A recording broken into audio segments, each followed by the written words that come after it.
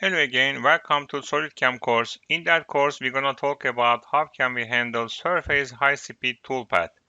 So as you know that we are creating our product by using SolidWorks. After that process, we are creating our CAM project. After that, we can select our machine and we can select our target and stock and other stuff. After that, we can easily create our working coordinate system, VCS. After that, we can turn to our operations.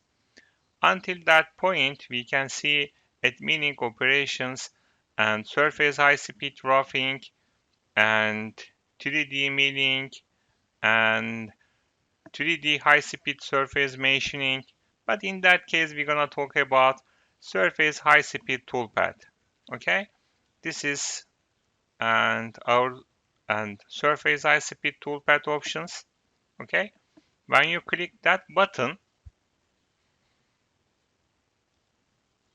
we can see the different options here. So we're gonna focus on technology side here. When I'm open here, we can see that parallel cuts, linear, Z constant, and hatch. We can also see parallel to curve, parallel to surface, perpendicular to curve, merge between two boundary curves, merge between two surface, and projection. In the projection section, we can see user-defined, radial, spiral, and offset case. Okay?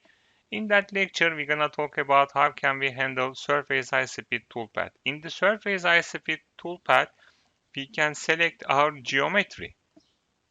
So while we are talking about surface high-speed machining and other stuff, we can easily select our solid model. But in that case, I can select my surface. This is the main idea behind surface high-speed and toolpath options. Okay, we're gonna talk about surface high-speed toolpath, all that options by using some example. Okay, let's get in it. Thank you very much.